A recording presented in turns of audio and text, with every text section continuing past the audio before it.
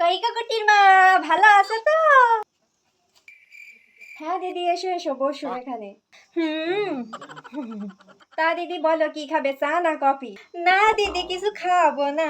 তা বলি, এত বড় শিয়াল আমি এখনো ঘরে রেখেছো? আবার কারোর সাথে বলো না কেউ দিদি, হ্যাঁ?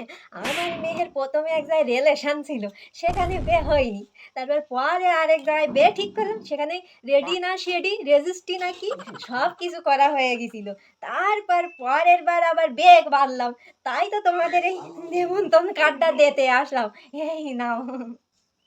মেয়ে কি দেখতে শুনতে কেউ আসে না, মেয়ে তো ধেড়ে হয়ে ষাঁড় হয়ে গেল। কাকিমা, অনেক সময় ডেট এক্সপায়ার মালও কিন্তু সেল হয়, কিন্তু সেটা মানুষের পেটে গেলে কি হয়, কিডনি ড্যামেজ, ডায়রিয়া, বদহজম, আরো কত কত রোগ হয়। ঠিক আপনার ব্যাপারটাও তেমন। হ্যাঁ, তা দেখছি দিদি তোমাদের বাড়িতে এই মেয়ের জ্বালায় তো আসার মতো নেই। বাবা বা কি সুন্দর ঘুরে খেলনাটা। এই গুটি, চল মামা বাড়ি যাবি, জামা প্যান্ট সুন্দর করে পরে নে। হ্যাঁ, মামা বাড়ি তাও কি আনন্দ, দুদিন আর বই পড়া লাগবে না। হ্যাঁ, আর আমি তোর ম্যামকে দুদিন আসতে মানা করে দিয়েছি। মামা বাড়ি গিয়ে অনেক মজা করবো।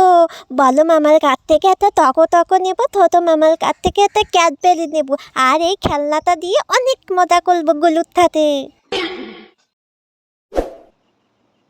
এই মানা, চল, আমি তোর মামার বাড়ি যাচ্ছি, চল গুছিয়ে নে। হ্যাঁ, মামার বাড়ি?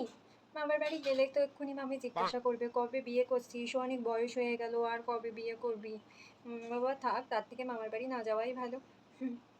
বলছি কি মা, আমার অনেক পড়াশোনার চাপ, কোচিংয়ে যেতে হবে, টিউশন করতে হবে, আরও আমার অনেকগুলো চাপ আছে, এক সামনে পরীক্ষা। আমি এখন যাব না, তুমিই যাও।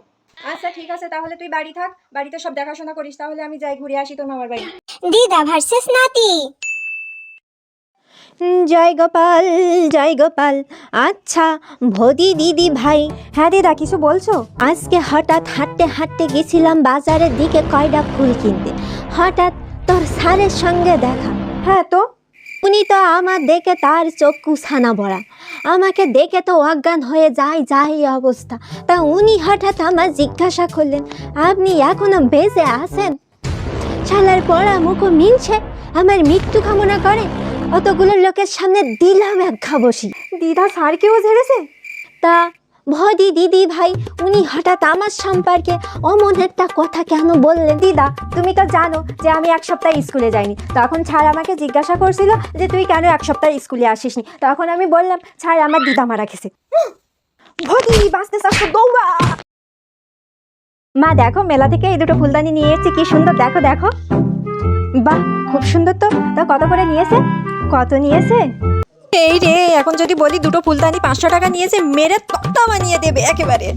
কি রে, 200 টাকা নিয়েছে? 200 টাকা? 200 টাকা এত সুন্দর সুন্দর দুটো ফুলদানি নিয়ে এলি?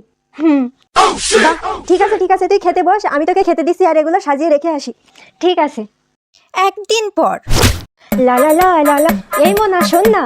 হ্যাঁ, তুই সন্ধ্যাবেলা যে দুটো ফুলদানি এনেছিলি না, তোর পাশের বাড়ির কাকিমার খুব পছন্দ হয়েছে। বলছে নাকি অমন সুন্দর সুন্দর ফুলদানি 200 টাকায় পাওয়া যায় না, তাই 200 টাকা দিয়ে গেছে। এনে দিস তো। মানে কাকিমা আরো দুটো আনতে বলেছে? এই রে, কেন যে মিথ্যে কথা বলতে গেলাম, এটা তো 500 টাকা নিয়েছে, এখন নিজের পকেট থেকে দিতে হবে। আরে কি হলো? হ্যাঁ, এনে দেবো, আরো ভালো ভালো এনে দেবো। কেন সে মিথ্যে কথা বলতে গেলাম? 200 টাকা টেবিলে রেখে দিয়েছি, কিনে এনে দিস কিন্তু। 1 টাকা কোথায় পাবো?